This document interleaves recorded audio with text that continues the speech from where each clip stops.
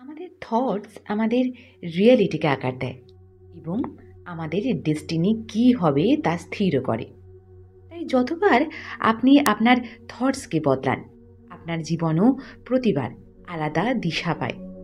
এমনিতে তো আমরা আমাদের থটসকে পজিটিভ রাখতে পারি না, কিন্তু আমাদের কনসিয়াস চেষ্টা এটাই থাকা উচিত যে আমাদের থটসকে কনস্ট্রাকটিভলি কনক্লুড করা এবং সেই গ্র্যান্ড ভিশনের সাথে অ্যালাইন করে রাখা যা আমরা অ্যাচিভ করতে চাই।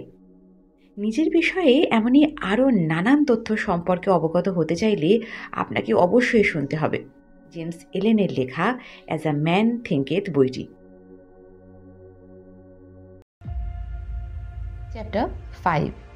প্রত্যেক উপলব্ধির একটাই ভিত্তিপ্রস্তর, আর তা হলো আপনার বিচার বা চিন্তাভাবনা। এই বিষয়টাকে কখনো ভুলবেন না যে মানুষ যেমনটা ভাবে তেমনটাই সে হয়ে যায়, যেমনটা সে ভাবতে থাকে তেমনটাই সে তৈরি হতে থাকে। যেমন চিন্তাভাবনা হবে তেমনই জীবন হবে। যদি চিন্তাভাবনা উত্তম হয় তাহলে জীবনও উত্তমই হবে, যদি চিন্তাভাবনা খারাপ হয় তাহলে জীবনও খারাপ হবে। মানুষ নিজের উচ্চ চিন্তাভাবনার দ্বারাই উপরে উঠতে পারে, জয়লাভ করতে পারে। নিজের দুর্বল চিন্তাধারার দ্বারা দুর্বল, দীন ও দুঃখী হয়ে থাকতে পারে।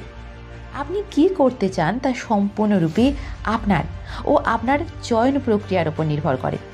আপনি যে কোনো মুহূর্তে নিজের বিচারধারার বদল ঘটাতে পারেন, আর যেই মুহূর্তে আপনি আপনার বিচারধারা বদল করে ফেলেন সেই মুহূর্তে আপনি আপনার জীবনকেও বদলে ফেলেন। ত্যাগ ছাড়া কোনো প্রগতি বা উপলব্ধি সম্ভবই নয়। যদি আপনি আপনার পাড়ার দৌড় প্রতিযোগিতায় জিততে চান তাহলে আপনাকে কম প্র্যাকটিস করতে হবে। যদি আপনি আপনার শহরের প্রতিযোগিতায় জিততে চান তাহলে আপনাকে তার চেয়ে একটু বেশি প্র্যাকটিস করতে হবে। আর যদি আপনি অলিম্পিকের দৌড় প্রতিযোগিতায় জিততে চান তাহলে আপনাকে প্রতিনিয়ত প্র্যাকটিস করার প্রয়োজনীয়তা আছে।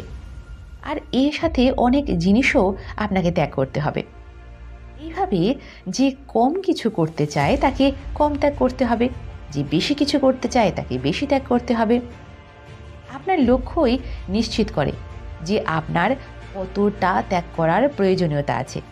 শুধু আপনার চিন্তা ভাবনা উপরে ওঠানোর আর নিজেকে বেশি সদ্গুণযুক্ত করার কাজ প্রতিনিয়ত করতে হবে। আপনি যদি সঠিক চিন্তা ভাবনার দ্বারা সফল হয়ে যান তাহলেই আপনার কাজ সম্পূর্ণ হয়নি। আপনাকে সম্পূর্ণভাবে সতর্ক থাকতে হবে যাতে কোনো ভুল চিন্তাভাবনা আপনার মস্তিষ্কে ঢুকিয়ে বাসা না বাঁধতে পারে। এজন্য মাঝে মাঝে নিজের মস্তিষ্কের চিরুনি তল্লাশি করুন, আর তাতে একটা বোর্ড লাগিয়ে দিন, ইতিবাচক চিন্তাভাবনার প্রবেশ নিষেধ। সঠিক চিন্তাভাবনার দ্বারা প্রাপ্ত ভয়কে চিরায়ত রাখার জন্য প্রতিনিয়ত নিজের মস্তিষ্কে ভালো চিন্তাভাবনার দ্বারা পরিপূর্ণ রাখুন। নেতিবাচক বা খারাপ চিন্তাভাবনার জন্য একটুও স্থান রাখবেন না। সফল হওয়ার পর অনেক মানুষ এই বিষয়ে ধ্যানই রাখে না, যার পরিণামস্বরূপ তারা দ্রুতই পা হড়কে পড়ে যান, আর পুনরায় সেই অসফলতার মুখ তাদেরকে দেখতে হয়।